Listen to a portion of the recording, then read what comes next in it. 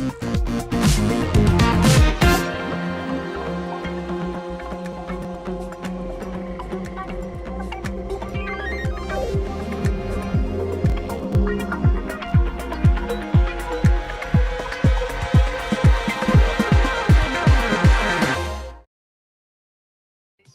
right, good morning, everybody. Welcome to the party. Today is Friday, September 12th, 2025. This is episode 961, maybe? Hold on with that, man. What are we doing here? I think it's 961. I can't even tell.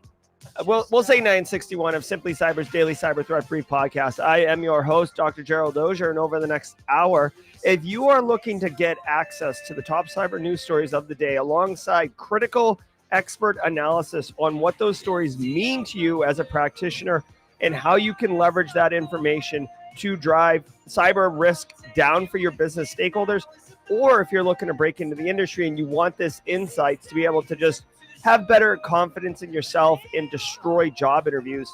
Oh my God. Ah! Hold on. All right, hold on. Audio issues. There we go. Nope. Let me know. I'm seeing one person say they have audio issues. I don't know if they have me on mute or if we are actually broadcasting without audio. Do we have audio? Let me know. Do we have audio? Holler at me. This could be a Dan Reardon problem. All right. It looks like we have a Dan Reardon needs to take the phone off mute. Good morning. All right. Let's keep cooking. Guys, I'm your host. We're going to go through the top cyber stories of the day. It's going to be amazing, and I am super pumped about it. All right, guys. Hey, I want you to know every single episode, whether we have audio issues or not, is worth half a CPE. So don't be shy. Say what's up in chat. Grab a screenshot and file it away. Once a year, count those screenshots, divide by 2. That's how many CPEs you got. All right. Sierra Montgomery says we're good. Wade says we're good. Peter Lee, Cybersec JS, Jerome Johnson, thank you all very much. It takes a village, everyone. It takes a village. Just quick shout out. I am still your host. I shaved trimmed my beard up last night. I feel like I look like I'm 30 now. So believe me, I didn't start working in cybersecurity when I was 10. But we got you covered, guys. You can get up to 120 CPEs a year. I do want to say really quick, I hope you had a great week. It was a banger last night with Jessica Hyde doing the Differ. Simply Cyber Firesides taking on a more casual tone as of late in this new incarnation, and I'm loving it. It's really rejuvenating me. I'm feeling good about it. Guys, if today's your first episode of the Daily Cyber Threat Brief, welcome to the party, pal. I'm super happy that you're here, and I would like you to know that you are always welcome here. Hashtag first timer in chat if you're feeling frisky, and let us know that it's your first time. We have special sound effects, special emote, all these things. Yeah, Amish runaway. No, I am still sick, but I'm on the road to recovery. Guys, before we get into it, let me say coffee cup cheers to you and coffee cup. I got my big cup of coffee today. We're going real. Coffee cup cheers to you. And every day of the week has a special segment, and Fridays is Dad Joke of the Day. James McQuiggan at 35,000 feet, downloading his database of dad jokes to tickle our ribs. That'll be at the Midroll. If you've been following the saga that is my health, I'm on the road to recovery. If you've been following the storyline, if you've subscribed to my truck issues, I got a wonderful $2,700 bill this morning as they have to replace my radiator. Thank you very much. Chevrolet, very nice. Hey, we got our first timer here, Flip Monet at FLIP at Flip Monet. Flip, welcome to the party, pal. Welcome to the party, pal. I love it. I love it. I love it. All right.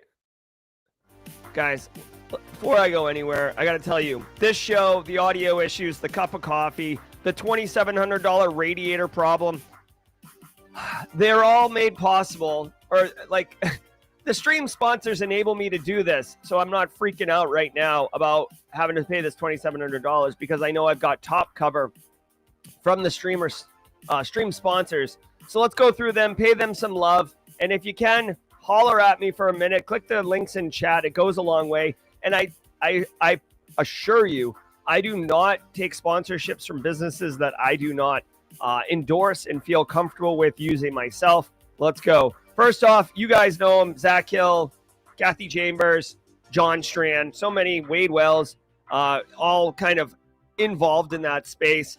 Anti-Siphon Training, disrupting the traditional cybersecurity training industry, offering high-quality, cutting-edge education to everyone, regardless of financial position. You can go to antisyphontraining.com and look up their live calendar of training coming at you. And dude, like, the training is off the hook. Look at this. Next week, they've got training on Tuesday, Wednesday, Thursday, Friday. Oh my. And I want to call your attention to this one right here. My friend Jason Blanchard, who, by the way, I still feel terrible. I locked up in San Francisco back in April and called him Brandon. And I don't know why. I felt horrible. I really, really like Jason a lot, and I felt like such a peckerhead.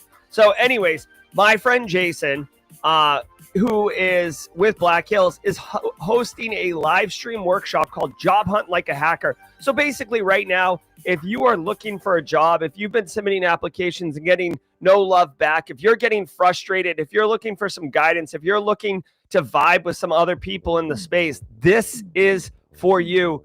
When I tell you, like, listen, I promise you, I don't make promises very often. I promise you, you will get value from this stream. Jason cares, and he's going to show you. So definitely go check that out. Definitely appreciate it.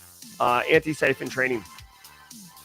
We also got Flare Academy, guys. Flare Academy, definitely the training arm of Flare. They don't make any money off of it. It's more of a community building activity. Simplycyber.io/Flare.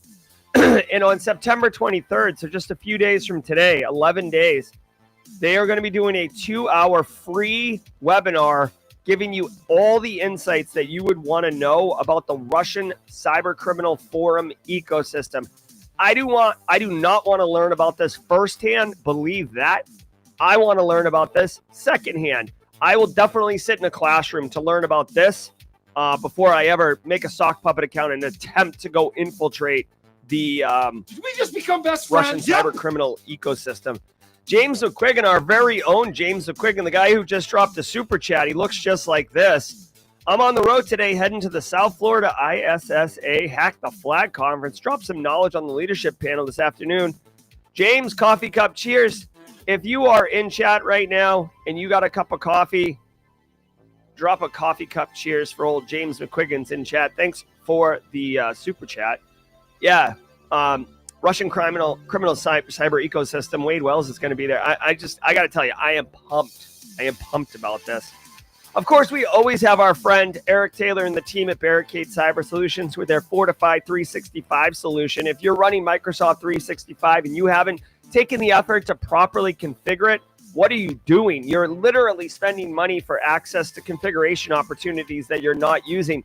You are taking on additional risk. You are exposing your business to risk that it doesn't need to, because M365 has security configurations widely at your disposal. But hey, no shame in your game. If you don't know exactly how to configure it, that's fine. Nobody knows everything, but you know what we do have in 2025? Access to professionals who can swoop in, to, turn the right wrenches, push the right buttons, and tell you this is how it works, and then leave, right? Some people have to get professionals to fix their radiator. Some professionals need people to come in and harden their M365 environment. Go to fortify365.com today to check it out. You'll be happy you did. Again, if it's your first time, drop a hashtag first timer in chat today. We are off and running on a beautiful Friday. Now, I want you to know, mad love for Threat Locker as well. Threat Locker is the platinum sponsor for the Simply Cyber Con this year. They're going to be hosting a really fun one-off puzzle challenge at the Chill Out Village at Simply CyberCon. You're not going to want to miss that. Believe that. I'm deeply involved with it. I think it's super cool. We're going to hear from Threat Locker, but I do want to remind everybody, if you are on the fence about going to Simply CyberCon, We have special rates for the hotel, the Marriott, where the conference is being hosted. Those rates expire on October 2nd. So we have about 3 weeks left. So if you're on the fence, please jump on that sooner than later. You can get the tickets up until November 2nd, but the hotel room lock rates that we like negotiated lower rates for the room block. They will expire October 2nd. So please, please, please don't delay. Obviously, we have the training as well. If you're looking to get training, GRC, OSINT, Blue, Red, training, all the speaker sessions, it's going to be a banger of a conference. Don't sleep on that. Let's hear from ThreatLocker, and then we're going to get into the news.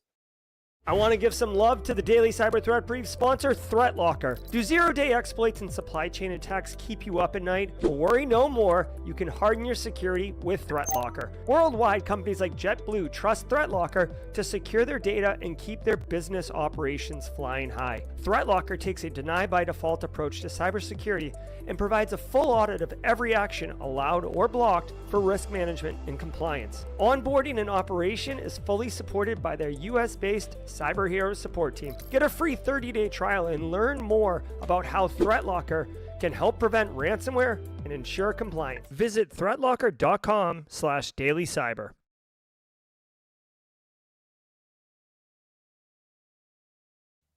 All right, and before we go, just really quick, at DIUM2 at DM, welcome to the party, pal. Welcome to the party. We got a first timer in chat. Hey, DM, I hope you have a great show. I hope you enjoyed the living crap out of it, and I hope you get some value. All right, everybody, including DM.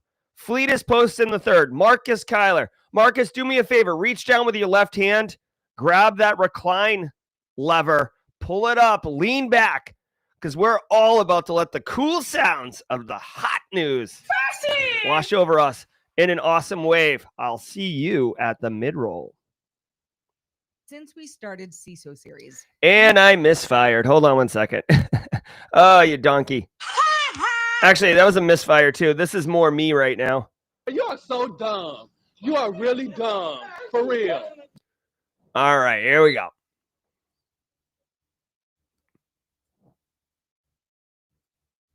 From the CISO series, it's cybersecurity headlines. These are the cybersecurity headlines for Friday, September 12th, 2025. I'm Steve Prentice. SonicWall SSL VPN flaws now being actively exploited. Following up on a story we covered in August, cybersecurity firm Rapid7 says it has, quote, observed a spike in intrusions involving SonicWall appliances over the past month, particularly following reports about renewed Akira ransomware activity since late July. SonicWall has subsequently confirmed that the attacks on its firewalls, quote, involved a year-old security flaw with a CVSS score of 9.3, where local user passwords were carried over during the migration and not reset. End quote.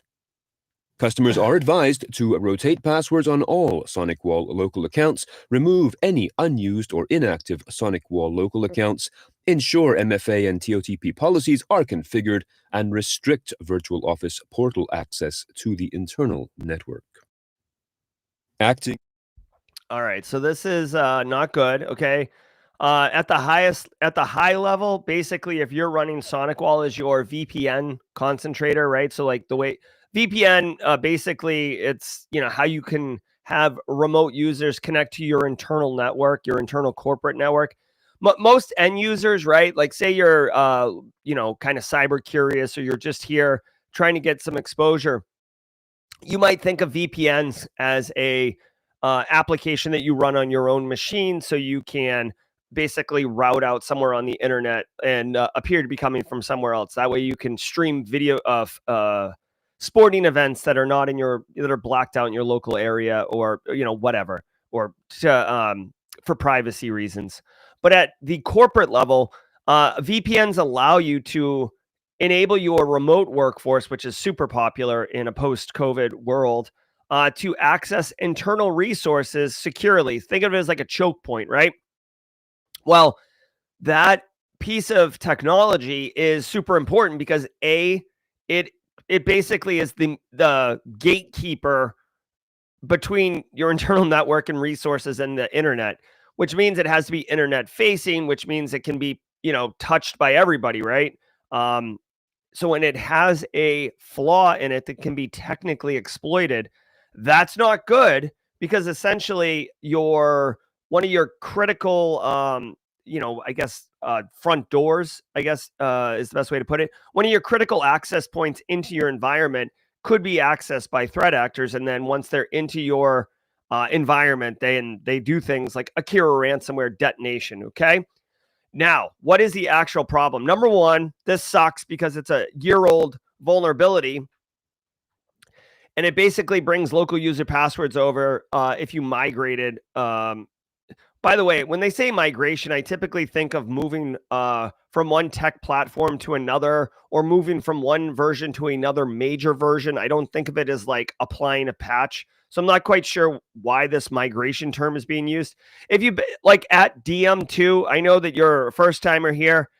For some reason, I get pretty like gnarly and pedantic about word choice, because words mean things. So I mean, correct me if I'm wrong. I don't think migration's the correct word to use here.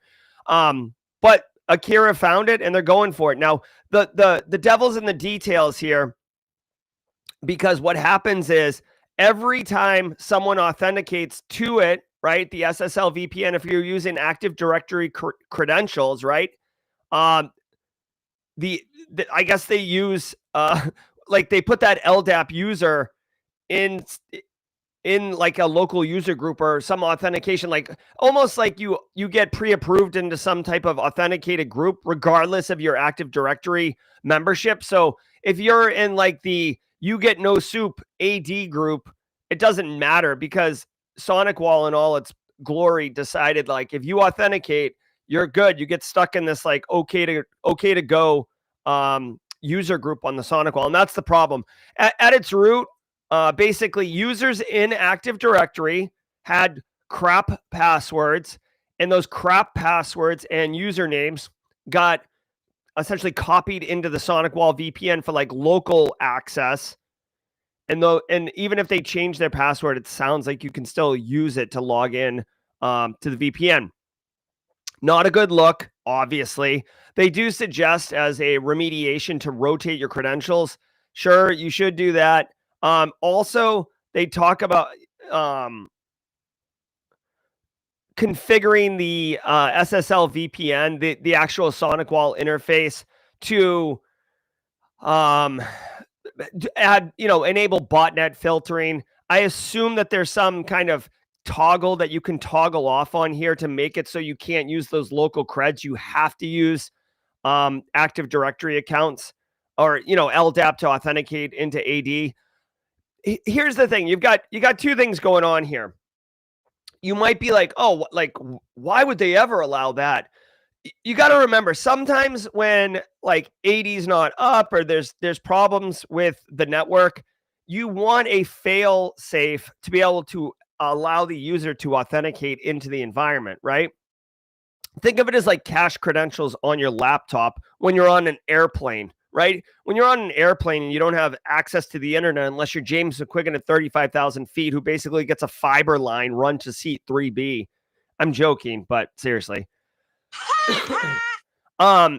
You wouldn't be able to log into your computer if you didn't have access back to the mothership, right? So cache credentials are there. So there is precedence and a good idea for having it. That might be what SonicWall is doing here, but because of the way that they're caching it, and regardless of the AD permissions, it introduces a vulnerability, okay? Secondly, I don't know why you would want to do that, because if you can't access AD in the first place, like if the network's down or AD's down or whatever, when you log into SonicWall to get onto the internal network, like if AD's down, you got big problems in your environment, I suppose. So, there's that. The final thing I'll point out is, and I've never had to deal with this professionally. And if you have had to deal with credential rotation professionally, let us know in chat. You don't have to disclose anything sensitive. But when the guidance is do password rotation, that basically means you expire everybody's credentials in your environment and they have to set new credentials. That means if you have 1,000 employees. That's 1,000 people that need to change their password. That's potentially, like, let's be real. Let's say 80% can figure that out. That's still 200 calls to the help desk for 1,000-person company. So, like, what is that? Like, maybe one person, two people working desk. If that, maybe it's just IT. You have a 10,000, 20,000 person company, 20%, just using the Pareto principle as the back of the napkin, right? So now you got 2 to 4,000 people calling help desk, 2 to 4,000 people who can't access resources. It's incredibly disruptive to say do credential rotation. Okay, so don't just treat it like it's oh yeah, just hit the easy button and rotate creds. And by the way, just as like a fun fact, again, thank God I haven't ever dealt with this. But if you get your like Active Directory kind of compromised, like the Kerberos, not Kerberos, but like the golden ticket, which basically can grant tickets, you have to do 2 rotations of credentials because you have to flush all the cached credentials, because basically AD will allow you to log in with a previous password one time. Like it's a hot mess express, dude. And trying to convince people to do credential rotation twice, that is a communication nightmare. So just most of us in the industry will just say, oh, just disable their passwords. They'll figure it out, right? Just like turn on MFA, they'll figure it out. I'm telling you, it is a logistics nightmare. Somebody get Wes Craven online too. We need to like a throwback to an 80s horror movie about double credential rotation. Federal Cyber Chief outlines his priorities. Also, Space Tacos, Wes Craven. Am I right? Drink.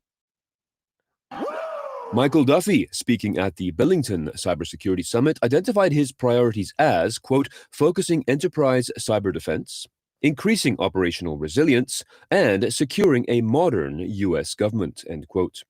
For the first of these, he described it as, quote, a matter of leaders thinking about things like vulnerability management, supply chain or incident responses, not just for their own agency, but across the enterprise as well, end quote, adding, quote, it's incumbent upon agencies to act now rather than waiting for the next cyber crisis to shape the next 10 years, end quote. Oh my God. U.S. Buddy, like, I guess I'm too close to this one. When I hear stuff like this, it just makes me want to puke. Okay, like, and I mean that in like the kindest way possible. All right, this guy, Michael Duffy, good on you, federal cyber chief. He's outlined his priorities. We need, and his like the TLDR is he's like, we need to have a modern enterprise. We need to do things like vulnerability management and awareness of supply chain risk. I don't know. Let me just really quickly. Special publication. Okay. Well, I guess it would be patch management, right? Guide to Enterprise Patch Management Technologies. All right. NIST 840 Rev 3, which was superseded by Rev 4. Okay. I'm going to go backwards though. Okay. Rev 3 was superseded version 2. Version 2 superseded version 1. Ladies and gentlemen, 2002, August 2002, NIST releases the procedures for handling security patches. 23 years ago, okay, and I know it wasn't perfect then. V2, we rename it, create a patch and vulnerability management program. So now we're using the term vulnerability management. This is 2005. 2000 Rev 3, Guide to Enterprise Patch Management, not just thinking about your agency, but the entire enterprise. That's 2013, 10 years or 12 years ago. Rev 4, Guide to Enterprise Patch Management, preventive maintenance. All right, being proactive. My point here is, and the whole reason I'm like dunking on you is because, like, for people who work in industry, it's infuriating. It's like wanting to run into a wall repeatedly because, yes, he's 100% right. I am not dunking on him that he is pointing out that the priorities need to be vulnerability management and modern environments, doing modern cybersecurity and looking at supply chain in a decentralized, cloud-based hybrid environment, lots of SaaS type stuff going on. what drives me nuts is that the macro picture of our industry is literally doing the things that we've been talking about for 25 years. And that's what pisses me off. And I'm sorry if the kids in the chat, I'm sorry. I did mean to say that, but I'm mad about this. Okay. Like me and you, Joseph Daher, Heber Morera, Roswell, UK, me and you voice our concerns on the regular about all these things. Cyber hygiene, basic best practices, doing the blocking and tackling, all the things that we talk about. I don't need you to worry about CASB solutions and DLP tuning and insider threats right now, okay? How about we patch? How about we don't use crappy credentials, going back to the SSL SonicWall story? How about we don't do that? How about we have multi-factor authentication? Oh, yeah, no, it's great. You keep doing that, Jerry. You keep on doing it. It's super important. Meanwhile, in 2025, our federal leaders are having a federal cyber chief, who basically is kind of like a cyber chief for one of the largest, businesses, the U.S. government in the world, is talking about we need to patch. It just pisses me off. It's like, can someone listen, please? I don't know. Am I crazy? And I'm not asking for an echo chamber here. It's just I agree 100% with this guy. This guy's 100% right. He's 100% right. The problem is, who's listening? No one. You gotta patch it. I have a sound effect and a meme for it, and we've had it for years. Everybody who's in the audience of this, are they just nodding, going, yeah, we definitely should patch. We definitely should do that.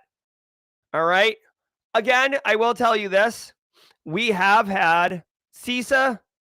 Thank you, Robert Hendrickson. CISA has done a great job of pointing out which vulnerabilities to patch first. Known exploited vulnerability catalog. We have the CVSS scoring, EPSS scoring. We have things that can help with prioritization. I personally have a vulnerability management analyst class coming out right now. I'm literally making a course on this for something that was hot in 2002. So, Based investors in spyware firms nearly tripled in 2024. According to a report from the Atlantic Council think tank, 31 American firms were found to be backing the manufacturers of spyware, compared to 11 in 2023. The report continues by saying, quote, the U.S. is the largest investor in the spyware market, end quote, and mentions as examples Paragon, makers of the graphite product allegedly used to target WhatsApp users, which was acquired by Florida-based AE Industrial Partners last year, and also Integrity Partners, which invested in Saito Tech Limited, creator of the Kandiru spyware. UK... Yeah, okay.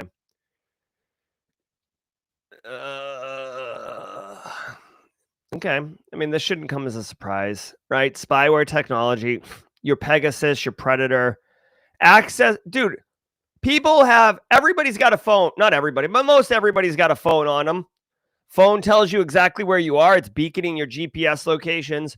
Phones have all the people you're connecting with, all the people you're calling, all the people you're communicating with, whether it's email, text, phone call, socials, media, right? It's got pictures of your family, pictures of your loved ones. Those pictures have geolocation stamps on it. Your phone is an absolute treasure trove of information on you. Also your laptop, right? We live in a hyper-connected world, y'all. Okay? Now, let's pretend that you challenge the status quo. Let's pretend that you're a rival business leader. Let's pretend that I'm coming for you, and I might cost you power. I might unseat you as the CEO of a company. I might cost you tons of money, whatever it is. When you have money and you have power, you want to keep them. All right. So think about, think about this. Okay. Let's just take it to a 90s reference. The movie Pretty Woman. If you haven't seen it, basically, it doesn't matter about Julia Roberts in this example, but Richard Gere's character in Pretty Woman is this guy who comes in, buys businesses, tears them apart for pieces, and then, you know, makes a bunch of money off of it. Okay. If you're going to buy a business, or if you're going to buy a car, right, from someone, you're going to do anything, right, that involves a transaction of money, right? Or you're going to get divorced. Okay, you're going to get divorced and you're going to have separation of assets, right? Whatever it is, having intelligence on your opponent, whether it's your spouse that you're divorcing, whether it's a business that you're acquiring and selling to, whether it's a politician you're running against, if you have intelligence on them, that is very powerful, because you can use it to extort them. You can use it to scare them. You can use it to influence them. You can, I mean, again, I'm not saying these things are right or wrong. I'm just saying it's the reality. And this information doesn't have to hold up in a court of law. It's not like you're trying to, like, you know, get evidence about a crime. You're like literally trying to weaponize it for influence or for other things. Watch any modern, like, turn on Netflix and look at any modern, like, spy thriller or any of these things. What? All right. Hey, let me know if I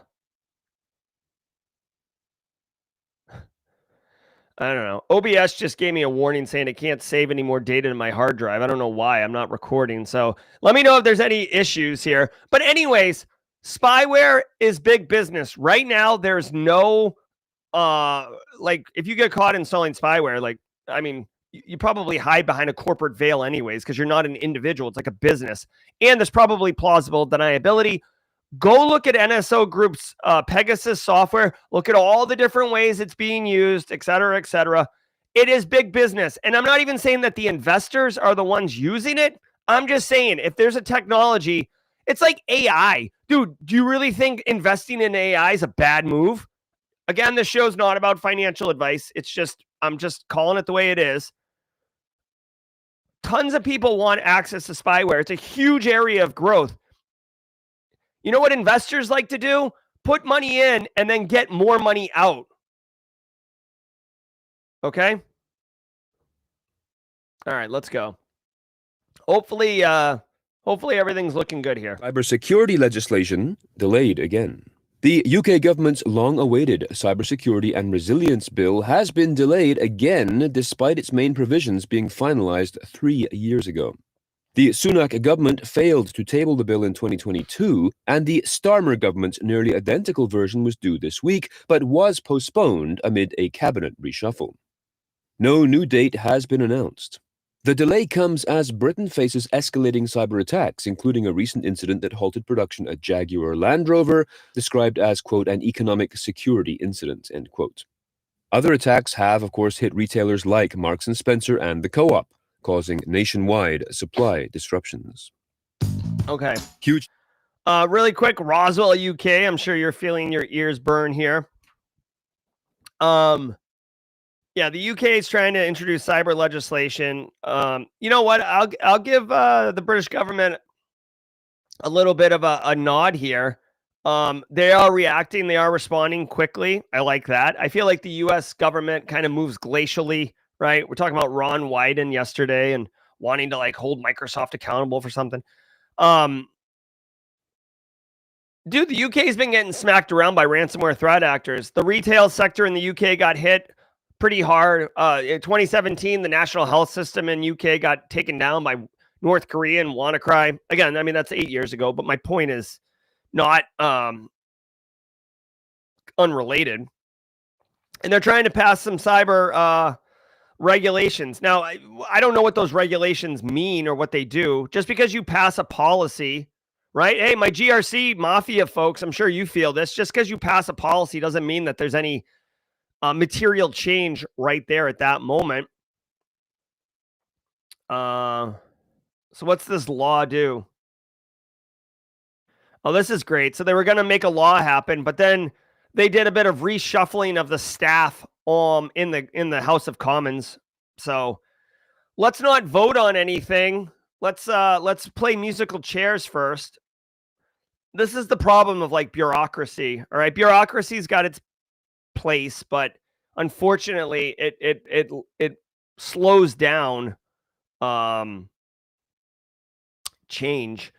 Also, I want to point out these retails, Co-op, Marks and Spencer's, like and I probably said that wrong, Roswell, UK. I know it pisses you off when I say it incorrectly. Jaguar, like these are large, successful businesses with high profile investors and stuff. So one thing that I have discovered in my time is that whenever you like mess with people who have power, that's when change happens. Go look at Colonial Pipeline and how quickly the U.S. federal government responded to that versus like how quickly the government responded to a publishing company in Mount Pleasant, South Carolina, getting hit with ransomware, right? Not quite the same response time. So the people who are messing with these British businesses are messing with powerful people, and now we're seeing some movement in the space. I just don't know what this law is all about. It kind of, here, let's see what this cyber reporting requirements. Okay. So this law is basically you get hit with something, tell us, right? This is kind of what the US did, like, I don't know, 5-10 years ago. There's confidential reporting to CISA. You can report to the FBI. It basically is so we can have better insights, better telemetry. It doesn't help. Like this law doesn't mean that Guinness, and I know Guinness is in Ireland and maybe doesn't qualify as UK, right? But like the Guinness brewery, Guinness business is just as likely to get hit with a ransomware incident tomorrow if this law passes. It's just that they'll have to report that they got hit. That reporting doesn't really change anything. That's like a lagging control. Thanks to our sponsor, Vanta. Do you know the status of your compliance controls right now? Like right now? We know that real-time visibility is critical for security, but when it comes to our GRC programs, we rely on point-in-time checks. But more than 9,000 companies have continuous visibility into their controls with Vanta. Vanta brings automation to evidence collection across over 35 frameworks like SOC 2 and ISO 27001. They also centralize key workflows like policies, access reviews, and reporting, and help you get security questionnaires done 5 times faster with AI. Now that's a new way to GRC. Get started at vanta.com/headlines. That is VANTA.com/headlines. All right, Midroll.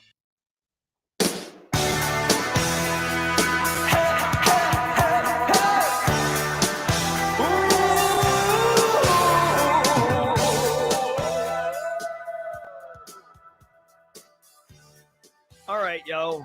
I hope you guys are having a great show. It's hard to believe that we're already at the Midroll. Fastest hour on the internet, or fastest hour in cyber. I hope you're having a good show. I'm Jerry. This is the Midroll. Shout out again to the stream sponsors, Barricade, Anti-Siphon, Flare, Threat Locker. Links in the description below. Shout out to Rick Hendrick Chevrolet for taking $2,700 of my dollars. Thank you.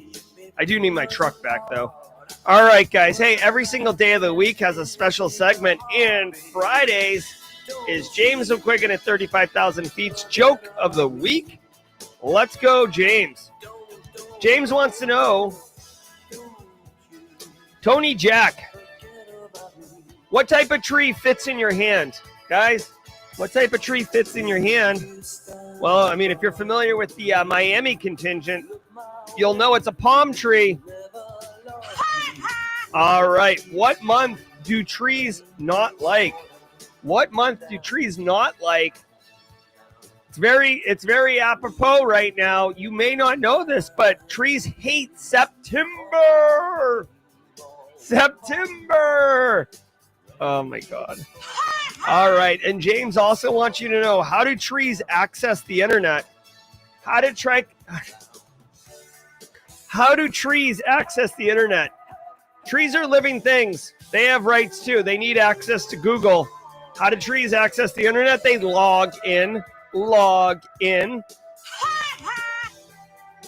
All right. Thank you so much, James, at 35,000 feet. I hope you enjoyed that. Guys. Just for fun, I'm going to go ahead and throw out some gifted subs. Let's go. Hold on. I don't want to do a membership milestone. I want to do gifted subs. Hold on. I'm trying to figure this out. I don't even know how my own thing works. I'm sorry. Bruh. All right. I guess I'll have to keep working on this. This is annoying. All right. All right. I'll just do this then. Thank you, everyone. Hashtag Team SC. All right. 31 months celebrating. Oh, Steve Young knows what's up. All right, guys. Now I can do it. Here we go. Gifted subs. 5 people. You get one. You get one. You get one. Thank you all so very much. Some gifted subs coming down the pike here. Who's going to get them? RJ Mistletoe picking one up. Nice job, RJ. Boju picking them up. GP Daily, Montel JJ, and Caffeinated Misfit. Thank you so very much for all you do. Enjoy the gifted subs. 1 month gifted subs. All right, guys, get your la la la la's on. You know the words. It's Friday. Dude, we worked our butt off this week. I was sick. Some of you were sick. We're here. We did it. We're almost done with the week. But we're ready for the la la la la's. So James O'Quiggin, seat back. Let it wash over you. Let's go.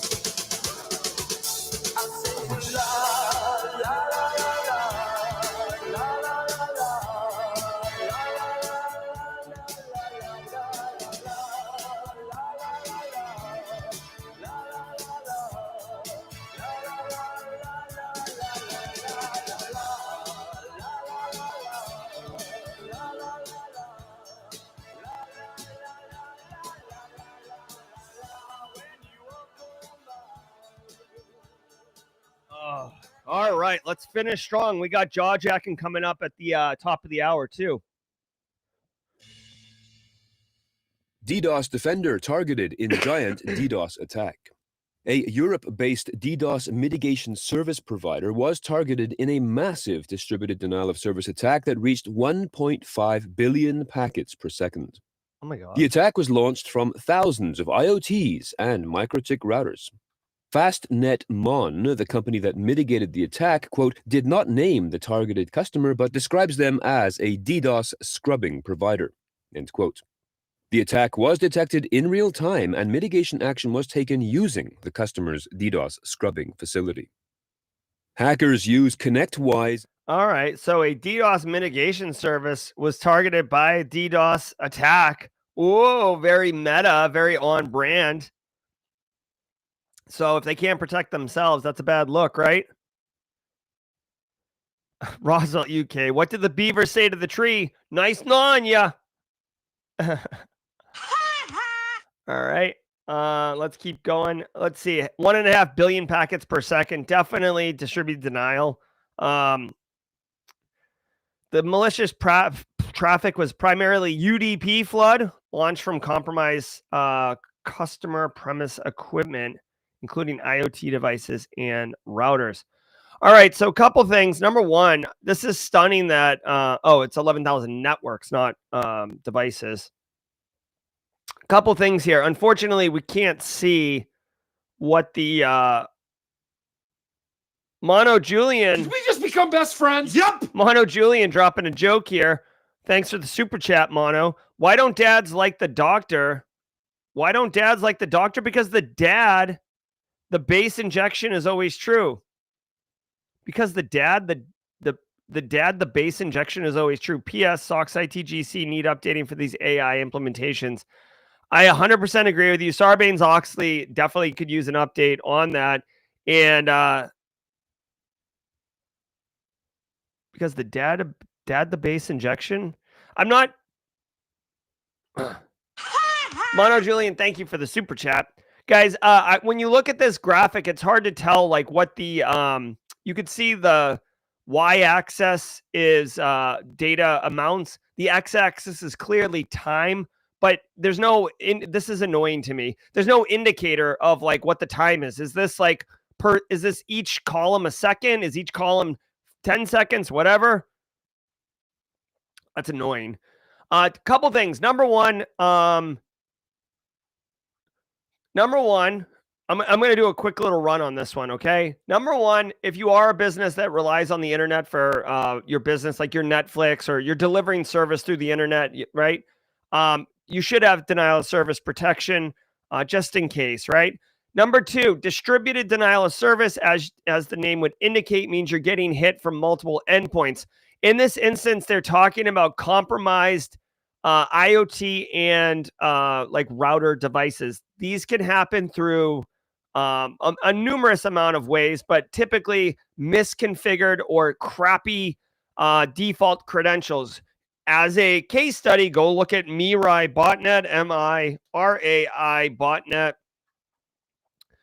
Seminal piece of work. Here, this is it right here. Seminal piece of work. You can see here, Cloudflare has a nice little write-up. I'll drop it in chat. If you're like listening to me right now and you've never heard of the Mirai botnet, it is definitely worth your time to learn about it. Most people in industry know about it. It's a case study. It grew so big that the FBI got involved, like 500,000 to 600,000. Did we just become best friends? Yep. Dads don't like the doctor because the database injection. Thank you very much, Mono Julian. I love it. So you compromise these assets. It's your Ring doorbell. It's your, whatever device, and you don't know it's infected, and it can get weaponized and pointed by the threat actor from a controller. They use UDP floods, which mean, UDP is at the transport layer. UDP is connectionless protocol, so you can just send and spew data, which is really effective. The final thing I'll point out is that denial of service attacks, when the traditional network bandwidth denial of service attacks have to be maintained. You can see here, this is like a blip of downtime. And again, this is why it annoys me that I don't know what the x-axis here for the time. But let's say that this is like 30 seconds, okay? So your website's down for 30 seconds. Unless you're doing high volume electronic trading on financial markets, chances are you can handle a 30-second downtime. If your Netflix streaming service like got a little buffering window for 30 seconds, you'd be annoyed, but you'd probably turn your TV off and back on again, and then it would be up and running. So these things are annoying, and it's a nice demonstration, but it's not a big deal. I will point out there is a possibility that this group here, that it doesn't even have the threat actor group that did it, but this could have been an opportunity to demonstrate capability. Meaning basically, if you are trying to sell denial of services on the dark web, right? Like you're trying to sell it as an illegal service. Like, hey, you give me money and I can blow any website off the internet, any business off the internet. What better way to demonstrate that than actually doing it to a denial of service defensive mitigation service? That's like an amazing marketing campaign. And that's not an original thought. Go back to 2014. I believe it was 2014. The Lizard Squad on Christmas morning. I think the new Call of Duty Modern Warfare 1 or 2 had just come out. You might remember this Christmas morning. If you're roughly like 20 to 25 years old in chat right now, you might remember your Christmas morning being absolutely destroyed because of the Lizard Squad denial of service attack on the Xbox network and the PlayStation network on Christmas morning. That was all a marketing campaign. All right, let's go. Screen Connect to drop AsyncRAT. Researchers at Level Blue are warning of a campaign that uses the remote desktop software to deploy the AsyncRAT Trojan. The report states that attackers are using PowerShell loaders and are achieving persistence via a fake Skype updater. This attack is an example of a fileless malware campaign in which .NET assemblies are run directly in memory instead of saving executables to disk, which makes detection and defense much more difficult. All right. KillSec Rents. Listen, it doesn't say it in here, but this all day long sounds like a hold on. I can't have like I can't have this type of like the screensaver back here giving me like what is it called when like there's like lots of flashing and there's like a warning at the beginning? You know what I'm talking about? Like that's what it looked like in my background. I'm not like taking a vision quest back here with a bunch of peyote. Like just calm down. We're doing a news show. All right. This all day long looks like click fix type, right? Hey, run PowerShell. Hey, here's a CAPTCHA, Control C, Windows key R, Control V, hit enter. They're running PowerShell commands. It's fileless malware all day long. That's what it says. I don't research or prep for these articles, so I don't know if that's what's actually happening, but that's what it sounds like. Fileless malware, tough to detect because they're not writing to disk. Honestly, not impossible to detect because modern EDR solutions actually run behavior-based diagnostics and can see, oh, PowerShell ran, and then an internet port opened up and downloaded something and then ran something else.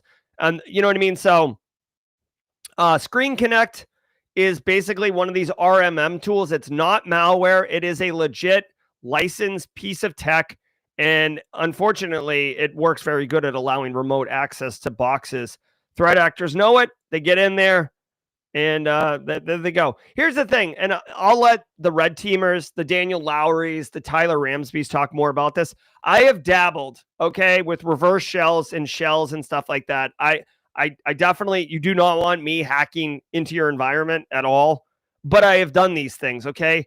And when you get a reverse shell, a lot of times the shell is like this brittle, janky shell. Like you can't run, it's not like you have a nice clean connection like you're sitting at the terminal. It's like sometimes you have to like almost, again, I'm not doing it justice, but sometimes you just kind of have like a netcat connection and you can push data, but it's not really like a nice shell, okay?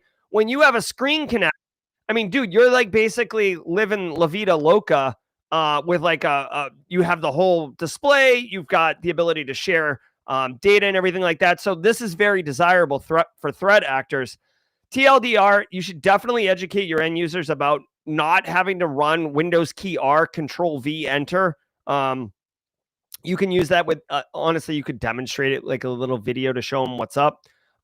If you can do permission access or privileged access management on PowerShell, so my Aunt Dorothea can't run PowerShell, that's fine. What else we got? So they have two payloads, which they have the file name for, that are downloaded from a remote server and written to the public user directory. You could technically look for this using detection engineering and flip out if you see it, but file names can be changed trivially. Where they're written can be changed. Like this could just be changed to like a temp directory or something like that. So that's not necessarily like a stone cold lock of the week detection. This really does look like it should have a graphic though. Ugh. Anyways, AsyncRAT. It's not a new remote access tool.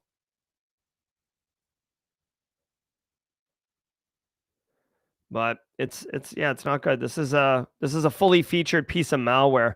You should definitely, if you're looking to protect your organization a little bit, obviously, if you can, using like a tool like ThreatLocker or Emmet, EMET, if you really want to save a couple bucks, but also be like very brave into the brave new world about application security, like a deny by default. And you're not running Screen Connect or ConnectWise Screen Connect in your environment, just stop it. This breaks the chain early to the left of the attack flow. Where attacks Brazilian healthcare software provider. The attack targeted Medic Solution, a software solutions provider for the healthcare industry in Brazil, and according to researchers at ReSecurity, the root cause of the incident was, quote, data exfiltration from an insecure AWS S3 bucket, end quote. Oh my God. The window of exposure is estimated as several months. The data stolen includes sensitive laboratory results and reports, medical assessments, and other private patient information. The total volume of stolen data exceeds 34 gigabytes. KillSec. Come on, finish the story here. Ransomware actors have also targeted healthcare institutions in Colombia, Peru, and the US. All right. So KillSec ransomware, I guess a South American-based threat actor group. Don't sleep on South America.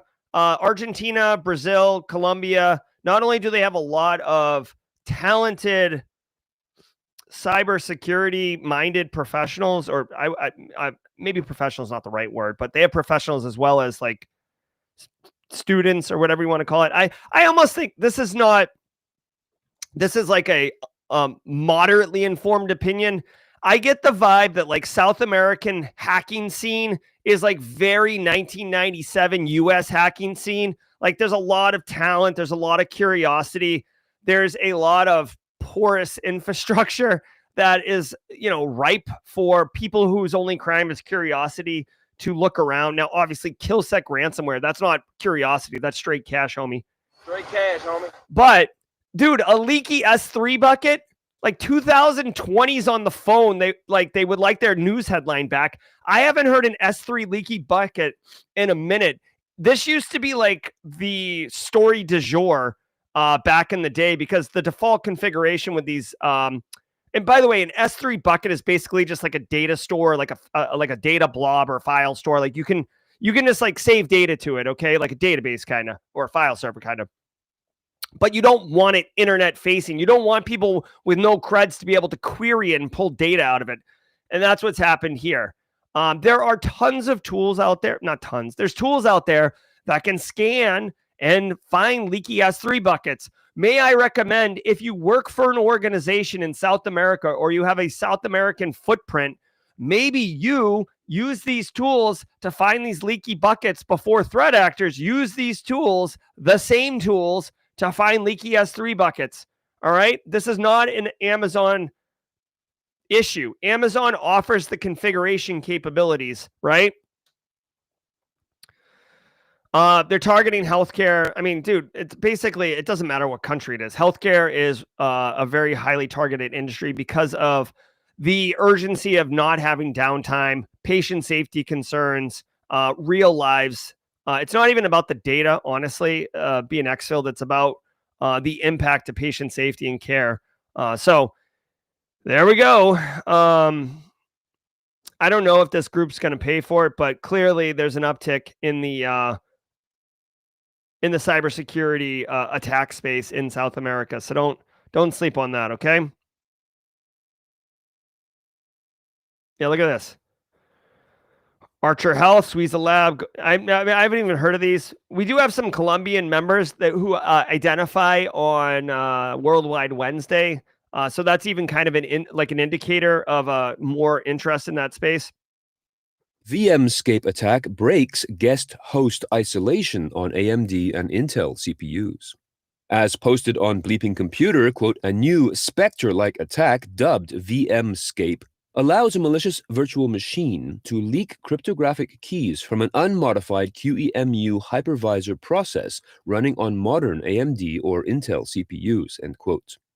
This attack, developed by a team of researchers at ETH Zurich Public University in Switzerland, quote, breaks the isolation between VMs and the cloud hypervisor, bypassing existing Spectre mitigations and threatening to leak sensitive data by leveraging speculative execution, end quote. The researchers note that, quote, a threat actor could deploy such an attack against a cloud provider by simply renting a virtual machine to leak secrets from the hypervisor or other VMs. End quote. As usual, we've got a busy Friday of live streams today. In fact, a little busier. It starts at 1 p.m. Dude, I don't know what my stream deck just failed. Hey, really quick, we got a super chat from my friend Space Tacos, who's been here a long time. Blue badge. She says, I vividly remember Jerry losing his mind over the repeated leaky S3 buckets in the news every freaking day. Talk about spicy red Hulk, Jerry. 100%. We've got jaw-jacking panel lined up, so I won't spend a lot of time on this one. Two things. One, Spectre, Meltdown and Spectre kind of came out at the same time back in like 2015, 2016. It's a speculative, cached memory attack. This attack is very difficult. As far as I know, this is a very difficult attack to perpetrate. And even if you leak the cryptographic keys, it's not like you're getting a nice little bundled key that you can immediately start accessing. Speculative, basically for modern processors to be wicked fast, they can kind of predict based on frequency and other things, like what the next command might be. So they store it in memory just to make it so they don't have to read and then deliver. It's right there in cache memory, and they can just deliver. It makes processing faster and performance of your system seem faster and everything like that. But they'll save like several different things in memory because it's speculating, it's guessing what you might guess, and it's grabbing a couple things. So there's a lot of things that like it's not the next thing, but it's still there in cache memory. What they're saying here, and this is the Spectre meltdown attack, is that a threat actor can access that memory, pull down those secrets, and basically weaponize it. This is definitely a low level super kernel type attack. Again, you're not getting like as far as I know, the cryptographic key. It's not like it's a cryptographic key PEM file you rip out of memory. It's much more complicated. The idea here is that you would be able to break free of a hypervisor and attack a different tenant. That's why they said it's as easy as renting a server or VM in a server farm and being able to break in. The analogy here is that what they're saying is that you could rent an apartment in an apartment building, right? Or an office in a shared office space right next to like, I don't know, like some high profile stock trader, right? And then you could punch a hole in the wall, stick your head into their office and be able to steal their secrets, right? That's kind of the TLDR here. Again, this is academic university research, not to take anything away from them. I'm a huge fan of higher ed and academic research, but I don't know. I feel like a lot of things have to be set up perfectly for this to work. And even then, I don't know if the exfilled data, it can be immediately turned into value and weaponized. Again, we're talking about deep CPU level attacks and stuff. And then like here, we're talking about the federal cyber chief. We got to patch our things. And this SSL VPN being vulnerable to crappy passwords in 2025. So like, basically what I want you to wrap your head around is if I'm a criminal who's all about straight cash, homie, and my choices are this unbelievable mental gymnastics attack on a hypervisor using like cached memory and like next level attacks, or running a brute force crappy credential password attack like, Hydra against SonicWall, right? What do you think I'm going to do, right? Straight cash, homie, right? I'm not, whatever. Okay, so let's do this. I just don't want you to get wrapped around the axle of these like next level super attacks because threat actors don't care. They just care about getting in and stealing. All right. Oh my gosh. That was fun, everybody. I hope you had a great stream. Thank you to all of you for the super chats. Definitely enjoyed that. Definitely enjoyed the dad jokes and Mono Julian's jokes. Shout out to the sponsors, Barricade, Anti-Siphon, Threat Locker, and Flare. Don't go anywhere because we're going to go jaw-jacking. Daniel Lowry, Fleetest Post in the Third is in chat. We've got a couple people I've sent. Like Ron Burgundy blowing the conch shell. I have done that. I've sent this to several people. So the call is out. We're going to go over. I'm Jerry. If you got a boogie out here, have a great weekend. Definitely appreciate you. Until next time, stay secure. Don't go anywhere. Unless you got to go pee, then go pee and then come back. All right? We'll be right back. Ever wonder what it takes to break into cybersecurity? Join us every weekday for Jawjacking, where industry experts answer your burning questions about the cybersecurity field. Live, unfiltered, and totally free. Let's level up together. It's time for some Jawjacking.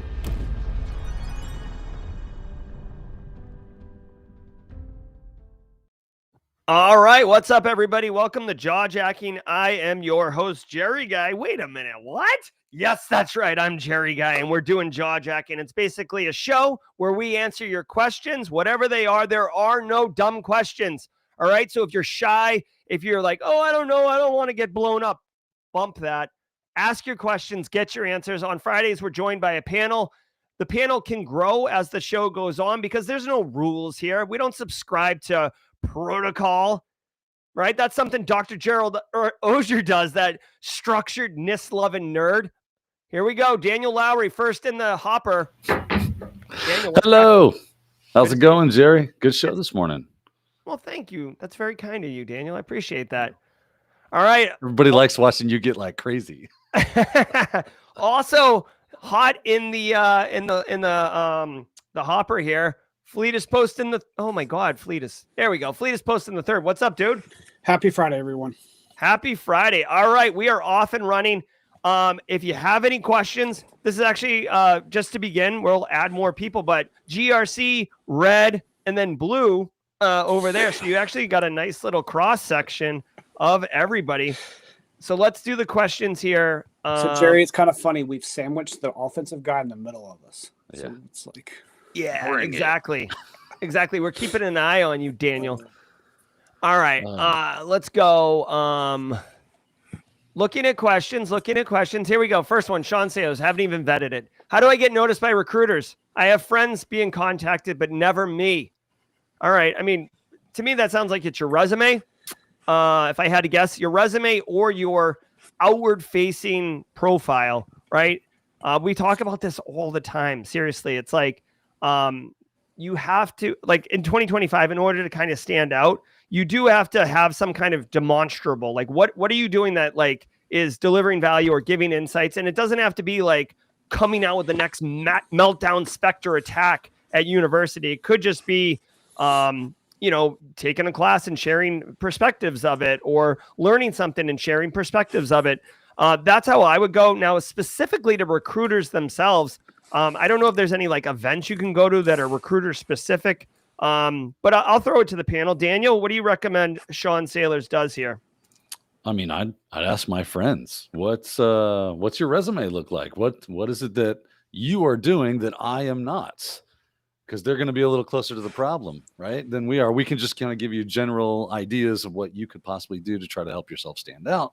But if your friends are getting calls from recruiters and you are not, I'd be like, so real quick, I'm going to need to take a look at what the heck you're up to, because I need to copy that.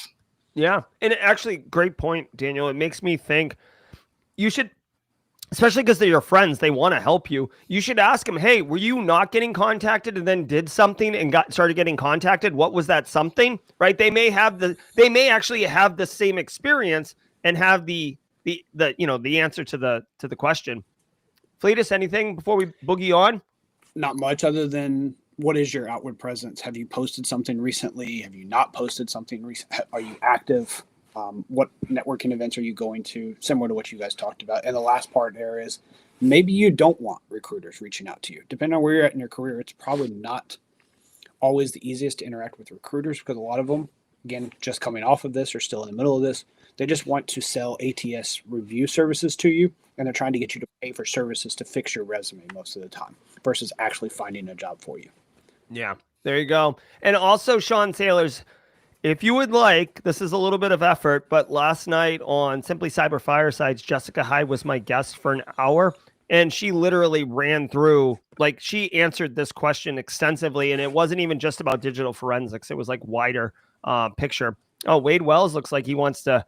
Oh yeah, Wade Wells is sending me the meme gif of the comedian like banging on the walls of the White House wanting to get in here. So we're gonna get Wade Wells up in this piece in a hot second here. Next question, Daniel Amish Runway wants to know why are bug bounties important? Well, they're important because they basically open up security testing to the general masses, right? We allow the more eyes on a problem, the more likely it is that we'll discover it and therefore be able to go, hey, did you guys notice this big hole in the fence over here? And they're like, we have a fence. And you're like, yeah. And it's anyway, so let's do that. We have a yard? Yeah. This is interesting. We didn't even know that existed. It's like, oh, we spun that up in test and totally forgot about it. And it's just now facing the internet. So that's why bug bounties and responsible disclosure is important, is it allows us as a group to come together and go, cool. And I don't have to have, this is my favorite part about bug bounties and responsible disclosure. I don't have to have a proper working relationship with you to engage in it, right? And it's real work. You can actually go out there, you can actually get paid. I'm not saying that you're going to go out there and be the next bug bounty millionaire, but you could, right? You could be the next Nahum Sec. You could be the next Jason Haddix.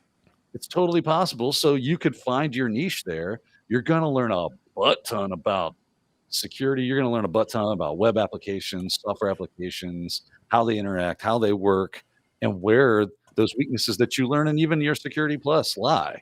And go, oh, that's how that works, and that's how that gets okay. Then you got to write a report. You get a ton of experience working with them. So if you're new, or even if you're not, I highly recommend just go out and look at some open scope projects, see what you can find. Go buy a device and test it from Best Buy. Go to Amazon, pick up a cheap router, pick up a cheap IoT device, and just kind of test its web application.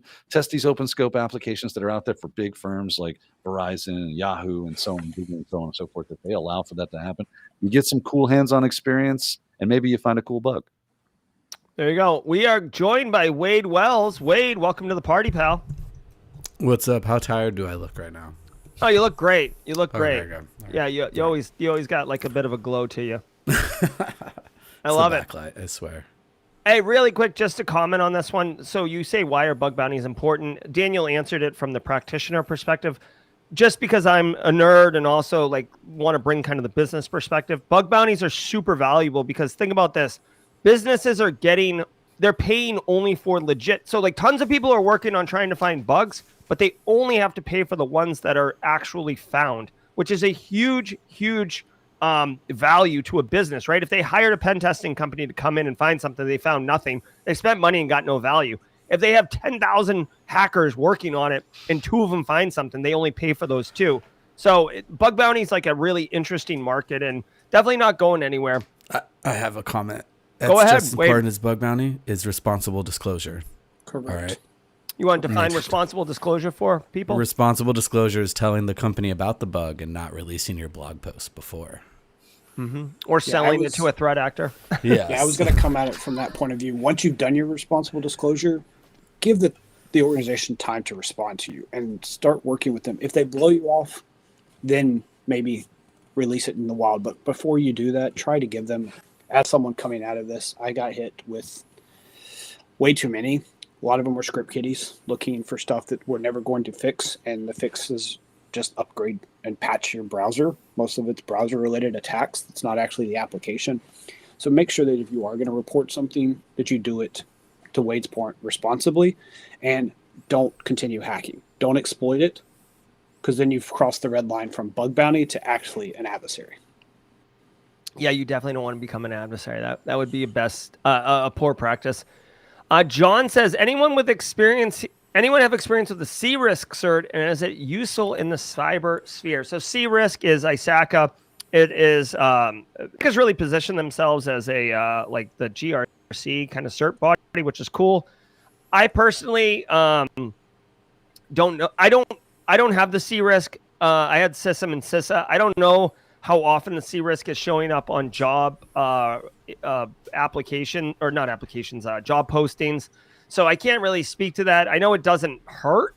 If you can get your employer to pay for it, go get it. If you're trying to get it in order to get a job, I don't know if it's really going to make a difference.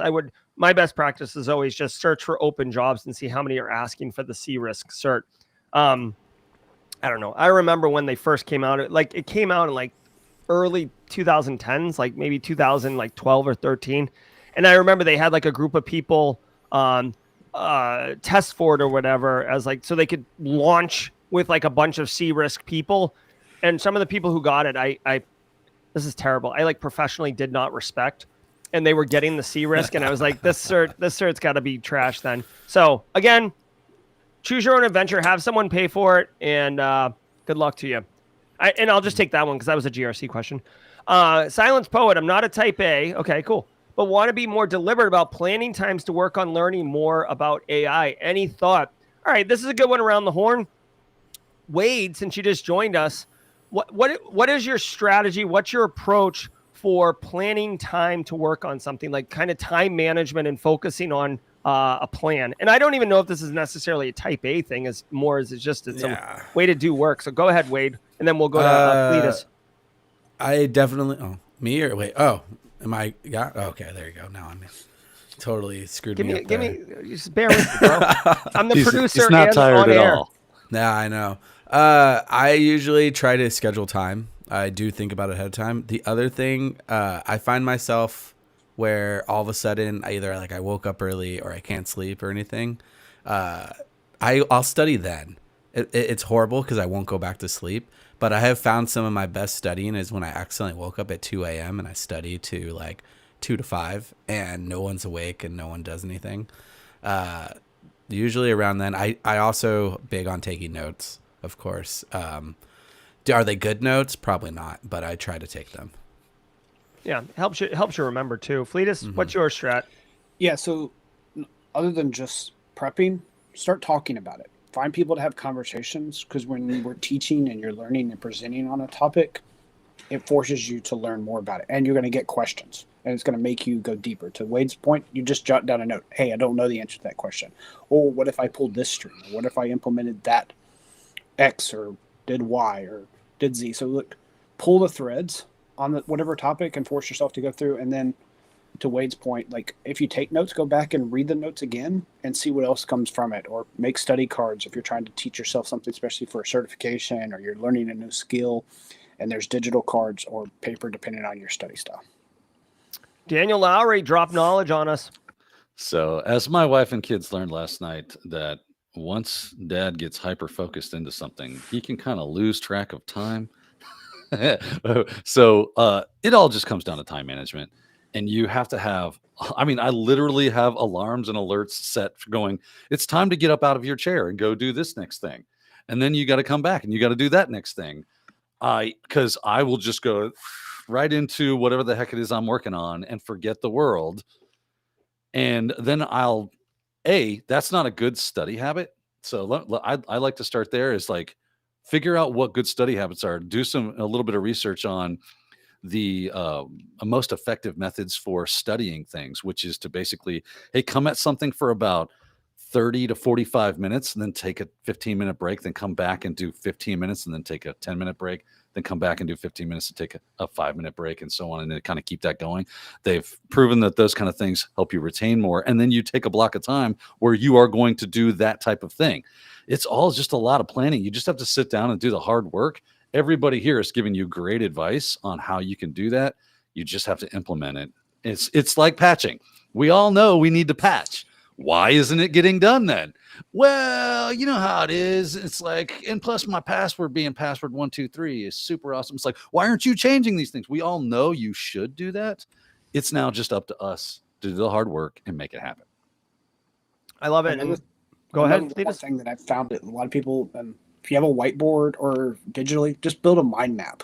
Put topics and then map it out and then draw lines between them and see how they interconnect. Because once you can apply it to multiple aspects, and if you've never done mind mapping or building out maps, it's very educational because it shows you the interconnectivity of different topics and how they overlay into your professional, your personal, and across different disciplines inside of your field. So that's another study technique as well, is just mapping out things through mind maps.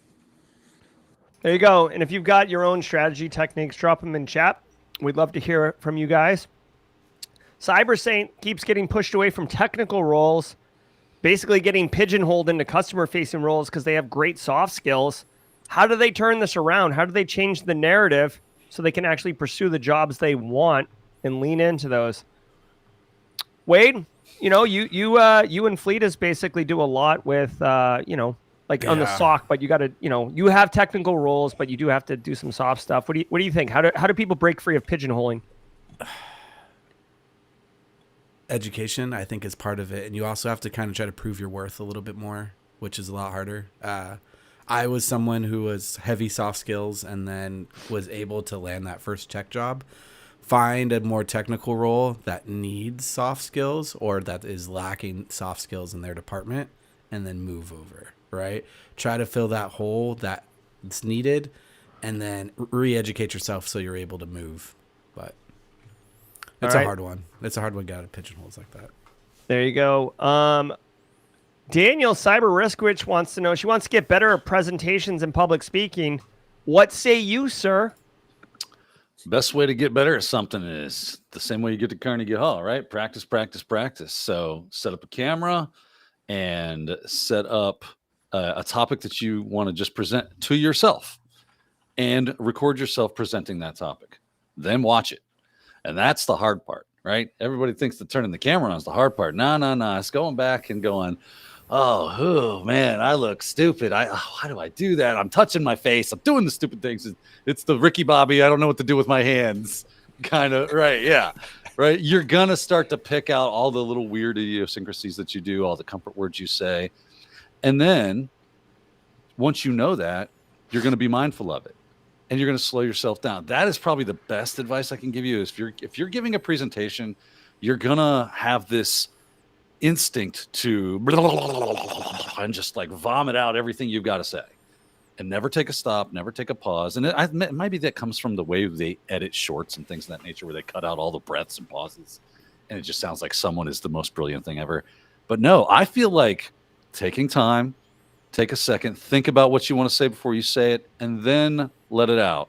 That's going to keep you from doing the and so and I'm like and then that's going to knock that stuff out. It's going to make you really good at presenting. Plus, it keeps you away from monotone Molly, right? You don't want to be just sitting here and talking, and this is my presentation. It allows you to talk more naturally. Your rises and inflections into your voice and bringing it down. Having dynamicism to your speaking style is going to make you a phenomenal presenter that people are going to want to hear. Nerman with a super chat. Thank you, Nerman. Nerman is a longtime member of the Simply Cyber community. Got to high five him at the meetup in Vegas, and he'll also be. He messaged me. He's booked for Simply CyberCon 2025. So definitely looking forward to that. And if you guys are at Simply CyberCon, make sure you connect with Nerman. He's a really wonderful person. What do you think about using AI for writing reports for the bug bounty program? I don't really do bug bounty. I mess with HackerOne a little bit just for fun. But I think you should use AI for writing reports for bug bounty program. I think you should use AI for writing all sorts of reports. Remember, at least this is my position on it. You should use AI to write drafts and to kind of do like intern work. Like, hey, intern, like, here's my findings. Here's what I did. Just like kind of puke it out. Like, oh, I used Nmap and found this. And then I used Hydra and brute forced or whatever. And then I found this bug or whatever. Okay. Now make this into a legit bug bounty report that you would want to submit to a vendor for responsible disclosure, and make sure it includes all the things. And it's going to put an executive summary. It's going to put technical details. It's going to have contact. It's all those things. And it's a great start. So if you just say, hey, AI, write a report, and then you copy and paste it and send it, that's a bad practice. But other than that, you're good to go. I love it. You should and use it for all reports: risk assessment report, incident response report, root cause analysis from an issue report. All the reports, all of them. All right. Look at this. We got a new member coming in hot from the for the panel, ladies and gentlemen. SOC analyst extraordinaire, Haircut Fish. Hey, Haircut Fish, how are you, buddy? Hey, not too bad. How's everybody doing? Excellent, man. Good to see you. Good. We see you fixed your audio. Yes, I did. Lordy. I was gonna say awful. with the AI reports, the level of automation I have created where I no longer have to write is ridiculous. And you would think as a blue teamer, I have to write descriptions, I have to write GitHub issues, I have to write IR reports, and not just IR reports for me or for like another technical person. I have to write it for leadership. I have to write descriptions of detections. You name it. Anything that's over 3 sentences, I attempt to automate now and do not write anything. And it has saved me so much time. It's a crazy. And people can read it now because I have horrible grammar and spelling. So. Yeah, I was going to say to that, the new AI agents and agentic AI capabilities to put workflow management, to pull, give examples. So another thing that we talked about briefly, but make sure when you do your prompt that you give it what you want it to write. So give it an example of a bug bounty report. Say, this is the format I want. This is the structure. Give it this tone. Give it this format. The more context you put into AI in anything you do, the better it's going to come out when it comes to prompt engineering and analysis. I spent a lot of time on AI. You're probably going to see more AI stuff coming out of me with my current adjunct faculty, because it's something that I think is important for that next generation, as well as us who've done this.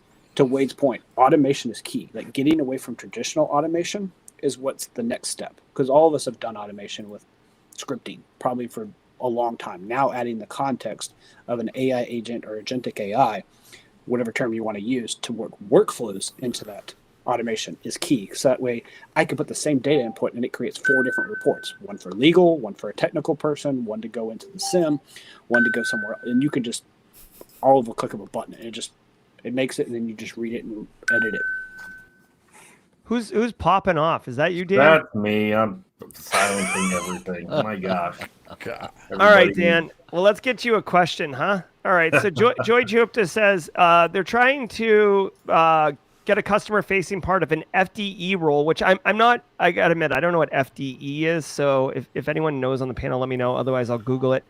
They have 3 rounds of interviews at a supply chain security startup, and last interview was concerned about lack of experience. So Dan, I'll just kind of rephrase this question so it's still answers Joy's question, but also a little bit wider for the community. How do you deal with an interviewer or a business that is concerned about your lack of experience for a particular job, assuming that you are qualified for that job? I would say if you haven't already, try to point them to resources that you've shared publicly that could help with them to understand where you're coming from, how you work. Maybe it is something that you're not as fresh on. I know that I had topics in that as well. Be honest. I think that goes a long way, is being completely honest with them. Like, hey, I'm not as knowledgeable in X, but take notes. That way, after that interview, you're looking it up. If you do end up getting that next round into the next round of interviews, be sure that you know about it, because it will most likely come up. Like, hey, we asked about this last time. You said you didn't know it. What have you done since then? And if you can come back to them and say, hey, I learned this about it, I looked up this, it shows that you have the drive and the initiative to put the work in. And it gives you kind of a better leg up, opposed to, oh, I didn't get around to it. That to them, that just shows maybe this job is not right for them. Maybe they're not interested in this. And so that would be my advice. Yeah, it really is. Like, I know it sounds almost like, I feel like when I say these things, it's almost like abusive because, oh, how easy is it you since you're already like at the finish line or something. But like, there's no easy button, right? No. That like there's no easy button, and all the work you do to get into industry or to get that role or to get your next role, it's literally just setting you up for the amount of work you're going to be doing in that role. It's not like when you climb the mountain and get to the job, it's like there's a lounge chair up there that you sit in. Like you you work. Oh yeah. And to that, when I got the position I'm at now, I feel like I'm doing more work than I did to get the job. I'm thrilled. I have it. I love it, and I love learning. But yeah, I feel like I'm working hard. I'm constantly learning something new. You got to put that work in, and then when you get there, it doesn't stop. You got to keep it going, keep that momentum train moving. I love it. Quick shout out to Nicole Mason, normally listening to us on Spotify, jumping into live chat right now. So gotta get on with that. I like that. Straw Hat Sex says they're doing bug bounty with Homie. Probably running into is that they should learn about cloud environments, AWS. So I guess the question here is learning cloud good for bug bounty? Daniel, we got a puppy in the chat here. Daniel, what do you think about learning cloud for being effective? Well, I mean, if it's in scope, then yeah, you're good to go. But if you want to learn cloud, you start with the basics, right? You go in there and figure out how does this cloud system work? I mean, this is how you always have to do it. I know it seems backwards or like the long way to go, and it kind of is, but it's going to make you more effective, because when I started learning about AWS pen testing, the first thing I had to do was go learn AWS, because all the tools and the techniques and stuff make zero sense to someone who has no context around how to work with AWS, work with the AWS CLI, work with the tools and what they're doing underneath the hood to make those calls happen, to pull out information. It's like, oh, did you know that this was a service, that this happens, and that these permissions are, because when it comes to cloud environments, typically it's just misconfigurations. So you're looking for how your client has misconfigured their cloud environment. and then going, hey, did you know that you've got if you're in Azure, you got blob storage that's publicly available and it's got secret stuff inside of it. So you're it's a different animal than doing something like a web application, even though the two can be related, especially if I'm hosting a web application that's in a cloud environment. So you can host a web app from an S3 bucket, right? So you need to figure out the basics first. So start there. What are the cloud environments that you want to work with or that you're seeing for your clients? Get familiar with how that works, and then get familiar with what those common misconfiguration steps are that people do. Like they don't patch things. They open too much privileges. They didn't realize that any authenticated AWS user is allowed to access this important information. And that can be a legit thing where you just don't realize that AWS or Azure or whatever gives so much privileges for something that doesn't seem like it would. Sometimes they do. But if you don't know that, you're not going to be able to help them. So yeah, it's good. You can totally do that. But you're going to have to get into the nitty gritty of how those things work so that you can point them out. Really quick, Chris Young had a super chat in chat. Thanks for the super chat, Chris. He's just not a question, but he's reminding everybody about the Simply Cyber public speaking group meets monthly. Cyber Risk, which asked earlier about public speaking. We do have a group that meets once a month. You can go to the Discord server, go to the events on the top left. You'll see the next one coming up. And it's basically, we don't call it Toastmasters because we don't want to get sued, but it's very Toastmaster-like. So definitely check that out if you're looking to get into that. Those are all the questions we have right now. So I'm going to start throwing them around. Yeah, go ahead, Fleetus. Yeah. So when it comes to cloud providers, similar to Daniel's point, watch for them to go GA with new services, because Amazon for themselves like to test everything internal. That's the time from a bug bounty point of view that you're going to find issues. They're going to roll it out. And if you've ever rolled out a solution, especially if you roll it out to consumers, you have to do less secure. So you have to get it out the door first and rely on someone. So that's where the shared responsibility model comes in as the blue teamer. This is what I think about. But from an offensive person, as soon as it's released, that's when you hammer, because consumers or companies, especially small companies, probably haven't taken the time to harden whatever that service is. You can pick whatever service that they've just deployed. And when they roll it out, it's generally as least protected as it's ever going to be until they roll out new CSA controls or NIST controls or whatever control that they put around it, because sometimes they don't have controls, and hardening standards or golden standards, losing my terminology this morning, on that service, because it hasn't been into the market long enough to have, this is your minimum security baseline for this service or this tool. So that's how you'll find a lot of your bounties. We picked on S3 earlier. That's what happens with S3 buckets. They used to automatically deploy open, and you had to turn around and harden it as soon as you spun it up. Now that checkbox is theoretically enabled if you're still point and click versus using infrastructure as code. There you go. Dropping knowledge bombs, everybody, on you. I love it. This is jaw-jacking panel. We're surrounded by cybersecurity professionals, probably 100+ years of experience on the panel right now. If you have any questions, drop them in chat with a Q. Like literally this entire show format is designed to bring you direct answers and answer all your questions. Chances are the question you have is the same question other people have. We have 237 people in chat right now. There's probably like 30 people actually actively chatting. So that means there's about 200 people who are lurking. If you have a question, you know, you might be speaking with a voice that is voicing other people's concerns and you're helping them out as well. It's very difficult for us to do one-on-one mentoring. So this is a mentoring at scale capability. We have SOC analysts, educators, GRC, offensive security. We've got it all up in here. I do want to ask the blue people who would be representing the top of this panel right now. One of the stories that came out today was about how, where is it? There was one that I wanted to talk about as far as like detection engineering goes. Hackers exploit ConnectWise Screen Connect.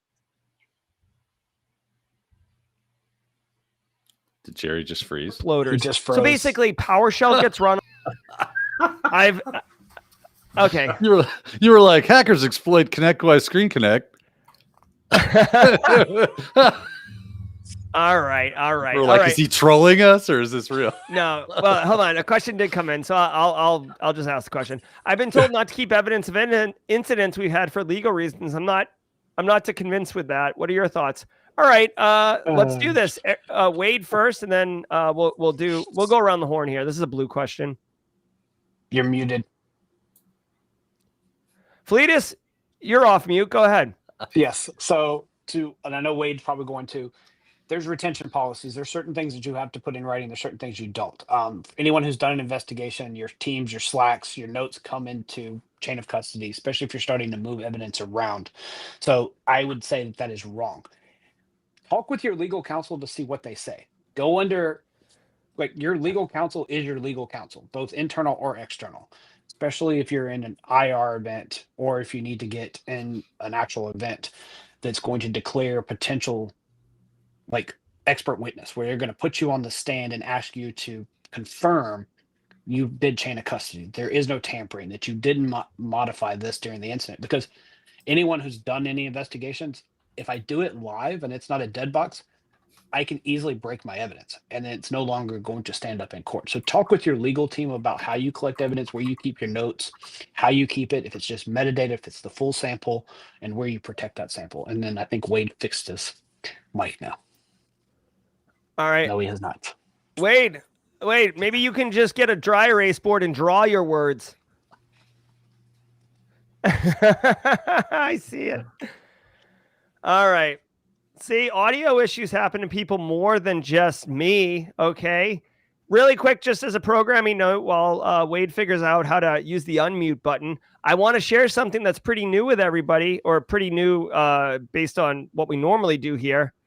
We are taking this train to 10 a.m. Eastern time. We normally end it at 9:30, but we are going strong because Simply Secured is completed for the season. So let's keep on rocking. You guys get an extra 30 minutes of AMA. All right. Let's see if we are joined by Wade Wells. Wade Wells, you might know him from the pantomime. There he is. Go ahead, Wade. There, my work is at work. Yes. Yeah.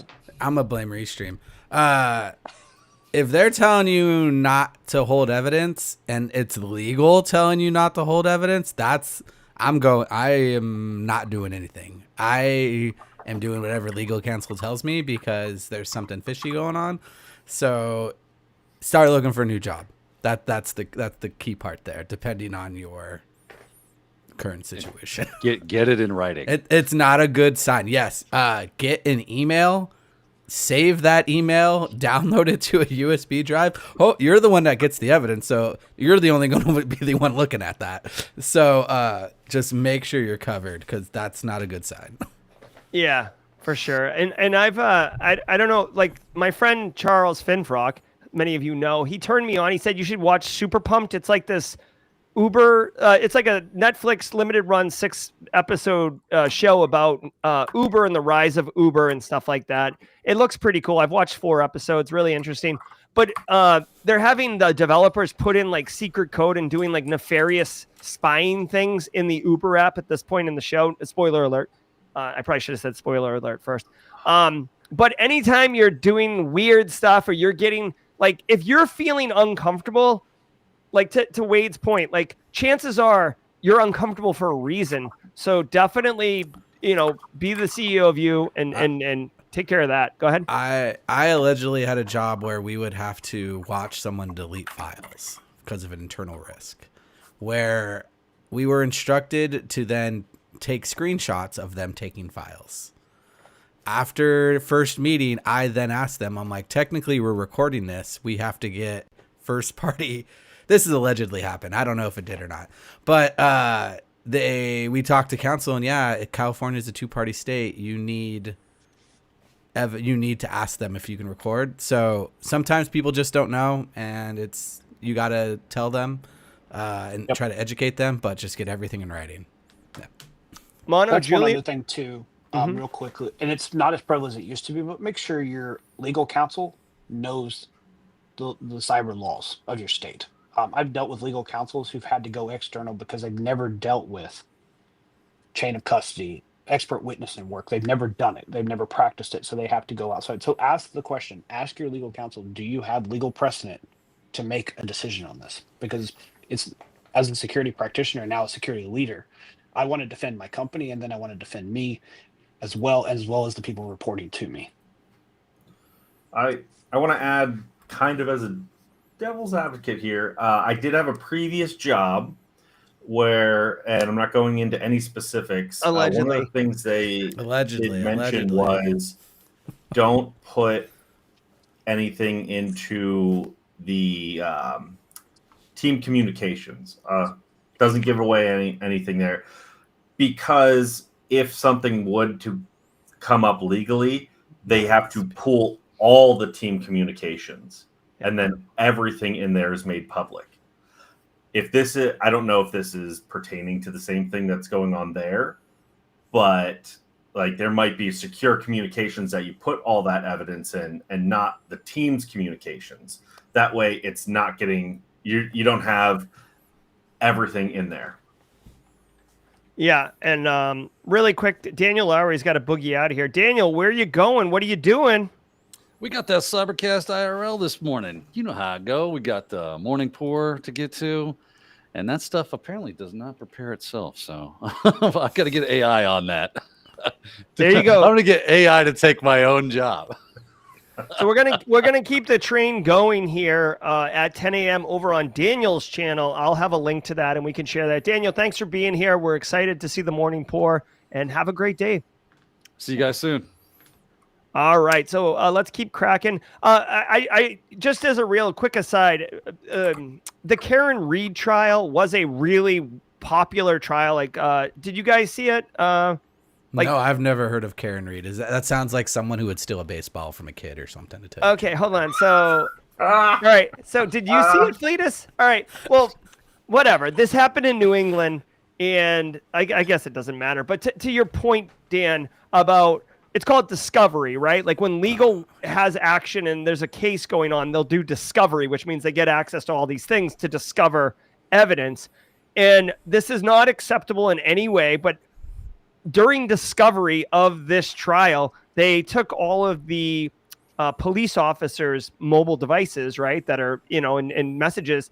And inside that, they discovered where the police officers of the case were talking about the physical appearance of the main suspect and, whether or not she was attractive and like things that are completely unrelated to the case. And it actually ended up influencing that this guy was probably compromised. This police officer got fired from it, right? Now, again, I'm not saying this is a one-to-one, but like the discovery of what's going on in there, it's not just about disclosing like, oh, I think we have a breach. Like if you just say like, oh, Carl's an absolute jerk or whatever, like that may come out later on. So don't be mindful whenever you're putting anything into anything, like you're documenting it, right? So only as of right now, only your inner monologue is the only thing that's truly private. Yeah. So there's been a lot of banter in the chat, so I'll pause and take a little of it real quick. So redacted stuff is hard to discover once it's relevant. Like to Jerry's point, once it's in writing, I may not get a chance to redact it before it gets seen by anyone. Like the redaction is not always happen before it leaked. Second, what was the other question? Let me find it real quick. Oh, chain of custody of stuff.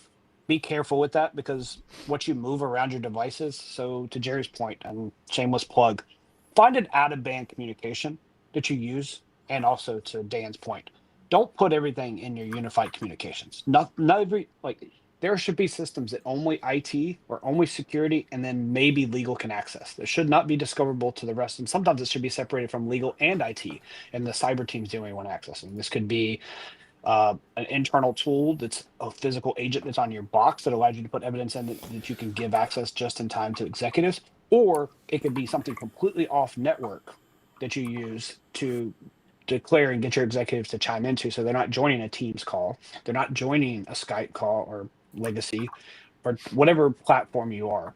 So make sure that you sit down before the event inside of your incident response plan and declare where evidence is going, who has access to it, what is the need to know, what does least privilege look like, all the terms we talked about.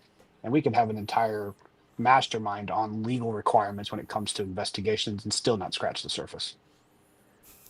Perfect. I love it. I love it. I love it. Great information. And it's one of those things that like it becomes a problem when it becomes a problem. Nicole says in headlines, it said about cryptocurrency and its blockchain being under attack. In y'all's opinion, how easily is that going to be? I guess if anyone in the chat has a comment, the blockchain, I don't see the blockchain getting hacked necessarily because the entire premise behind it is that it's immutable. So I don't know how you could modify the integrity of it. I'm wondering if this is based off NPM stuff that just happened. So that you talked about this, and that one, it was more of when you made a transaction, it would actually change the destination of the transaction to one of their wallets. Yeah. But part of it, what they would change it to a wallet that looked very similar to the wallet you were sending to, so you wouldn't notice the change. They actually had a program built in to look for a wallet that looked like one. Oh, that is a wrinkle. Yeah. Yeah. So that was the code in the recent attack chain or supply chain attack, right? There are sometimes vulnerabilities within the actual blockchain, and usually those vet some type of huge bug bounty if they're released, or usually the cryptocurrency just goes down and it doesn't exist anymore after that because it's not trustable. Phil Stafford says it's not immutable. Sibley attacks can change the balance of consensus. So without getting way down in the rabbit hole, I know that you can influence the voting, but once it's written to the ledger, it's permanent. That's my understanding, Phil. Phil is definitely, AI focused and, knows some stuff about the crypto space. It's just, my understanding is once it's written to the blockchain, once it's on the ledger, it is immutable. Going into it, that's the problem. And to Wade's point he just made just a second ago, for everybody who's struggling to understand it, the analogy would be you go to a bank to deposit your paycheck, and as you're handing it to the teller, this person jumps in front of you and says, "My account is blah, blah, blah, blah, blah, blah," right? And like the teller's like, oh, okay, so your account's here, and they put the thing in there. I do agree with Xcode here, or Xeo. Finding a wallet that looks similar sounds like an incredible hurdle to jump over, considering how random and how large the wallet IDs are. I forget who I watched with the report on it, but I think it may have been the news, the Black Hills News. But they created a bunch of wallets and then used an actual algorithm that takes your wallet and then tries to find something that looks as similar as possible. And it was actual like crazy legit math to do it. It is also hard. They would have to like mass create wallets in order to do this, which is another thing, but well, that makes sense. So if they did that, I mean, setting up the infrastructure, then that's fine because it's just a Control F basically or regex, like find one that's very similar. They used a gnarly formula in order to look for like a difference. I forget what the formula is called, but it wasn't just simple like regex, that type of stuff. It was actual wow, there is someone with statistics behind this doing it. Yeah, and to that point, going back to the human side of this, we are trained to look at things and only look at the first couple of characters and the last couple of characters, and your brain fills in the rest. So if you just change just a couple of variables, you're going to read it as it's correct. Because all of us on here have talked about it before, and I know I've heard Wade and I both said it. When we look at hashes, we only look at the beginning and the end. We're not looking at the middle of the hash. I rarely read the entire hash ever to confirm that it's 256 characters? No way. I'm reading the last 5 or 6 characters and maybe the first 5 or 6 characters. So the first byte and the last byte if you're going to do it programmatically. I bought $1,000 table when I first bought my house. I have a huge kitchen table because I have a big family. And when it got here, it came in 2 pieces. And I'm like, that's weird. This table is supposed to be 1 piece. I open it and it's a dresser. I was like, all right, why did I get this dresser? I look at the receipt on it and it's not my address, but the tracking number is the same last 4 digits as my tracking number. I called the person and come to find out, the tracking company the shipping company only reads the last 4 digits. They had sent her my table 2 weeks ago and her dresser. It was a huge ordeal. It took like so many phone calls, but that's why you have to like at least read a majority of it depending on what you're doing. Oh, there you go. That sounds frustrating. I was so pissed. Yeah. The dude came back to me and I had opened the dresser. He's like, why the heck did you open it if it wasn't addressed to you? And I was like, why did you drop it off if it wasn't addressed to me? And he shut up and walked away. It was like one of those like comebacks you always remember.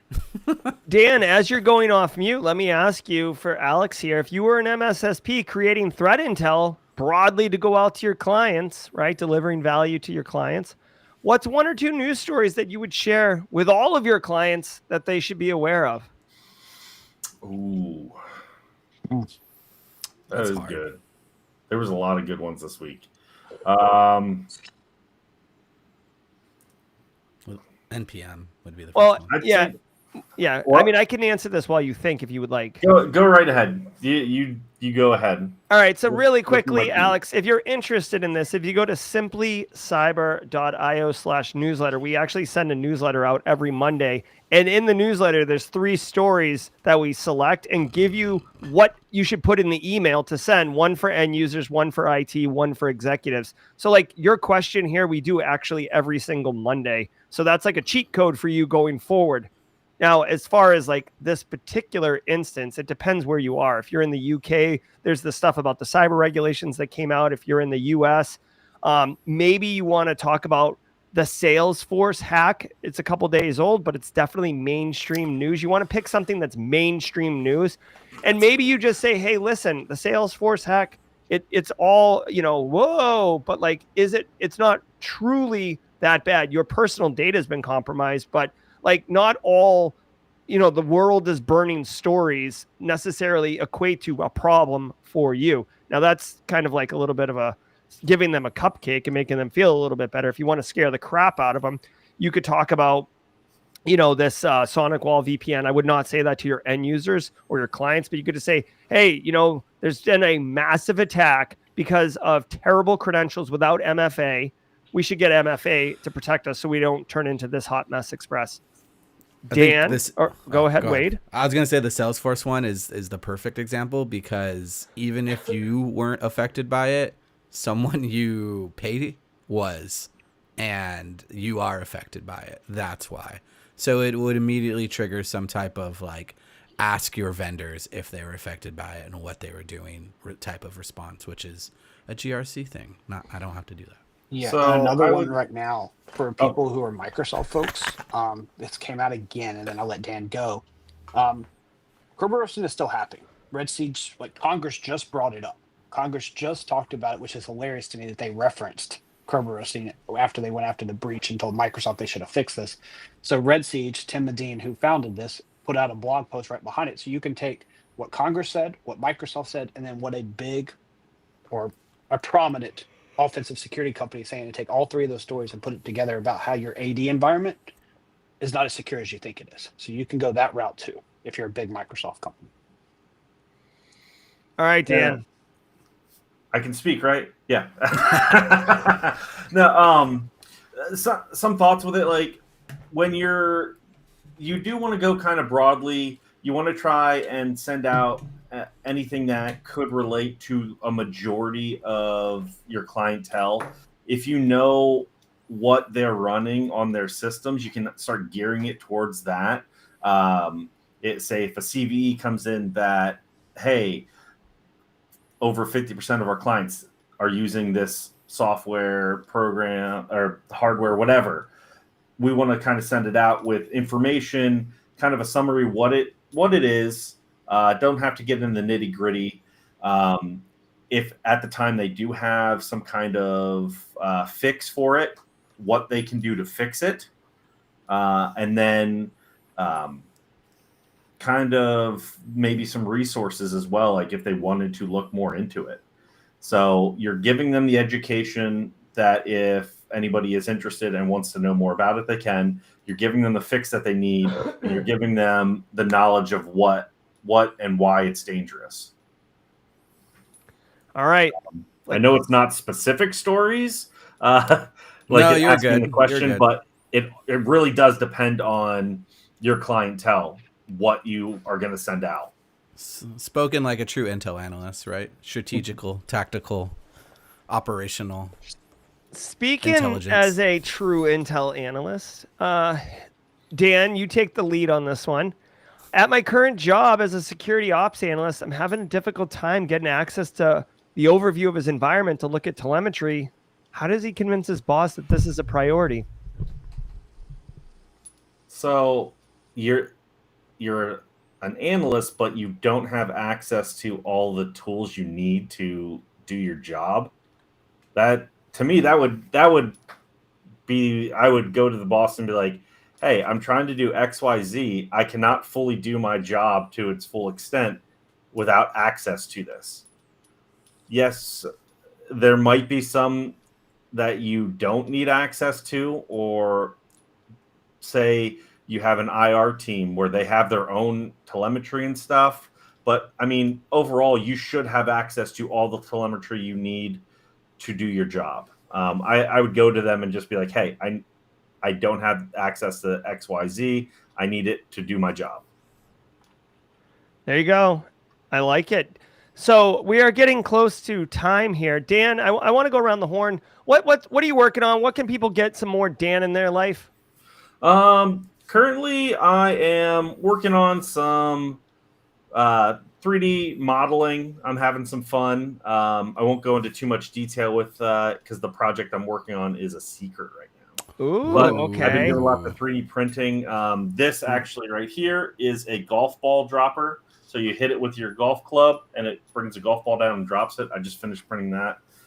Security-wise, I am still slowly working on detection engineering. The book I have, it got put to the wayside because I was busy with some projects at work. But you can always reach out to me on Discord, LinkedIn. I have a website, haircutfish.com. Haircutfish.com. Go check it out. Wade, what are people, what's new? Talk to us. Share. I can't talk about what I'm doing because it's a secret. Okay, talk about other things. No, I'm joking. No, I'm working on a new class. Working on my old class. Working on DeathCon, which starts up in a couple months. I need to finish that up. My primary focus of like training right now is probably AI stuff. How to better use AI for my team in order to like cut corners, right? So we don't have to write as much. Otherwise, I'm trying to stay low key and just be on everyone else's YouTube channel. All right, I like it. Not Thor, but low key. That's Wade Wells. Fleetus, what we got? Not a whole lot. I'm still trying to put out more content. I'll drop another AI themed based stuff on Monday again, similar to what I did this past Monday. I'm picking up a lot of mentoring with app. Again, as I said, I'm an adjunct, but I started doing so. I did a GRC roundtable with them this past week. It was thought-provoking to see what students think about GRC and how it applies to the future they work in. And then lastly, finalizing, hopefully here soon, an announcement about a full-time gig that I'll be able to announce. All right, well, there we go. There's some major updates, even potential wrecking ball getting played. I like it. Guys, we got about 2 minutes until Daniel Lowry's Cybercast IRL, unbelievably episode 44, which is like stunning since he does it on Fridays. That would mean he's almost been doing it a year, which I don't know about you guys, but time seems to really like fly, honestly, especially as you get older. As more and more breaches happen. The more I read cyber news, the quicker it goes by, I feel like. Yeah, it truly is. We got Wild West Hackin' Fest coming up. Some of us will be there, some of us won't. We have Simply CyberCon coming up. I know Wade will not be there. I will not be at any. Fleetus, are you going to Wild West Hackin' Fest? I'm not making Wild West Hackin' Fest. Okay, yeah, I won't be at anything. I used all my vacation hours. I spend time with family. All right, Fleetus will be at Simply CyberCon, so you can get some Fleetus in your life at Simply CyberCon. Dan, where are you showing up? I will be at Wild West Hackin' Fest, but I won't be able to make it to Simply CyberCon. No, that's okay. That's okay. You will be there in spirit. All of you will be there in spirit if you cannot make it. Trust me. It is as much a community event as much as it is a, knowledge share and all about good times. All right, guys, we are going to, I'm going to move everybody over, or not move, but I'm going to tee this up so everybody can get onto Daniel Lowry's Cybercast IRL. I have pinned the URL into the YouTube chat. So if you're on YouTube chat, you can grab that right now. I recommend you go over there. It's going to be all about good times. The morning port is definitely well received.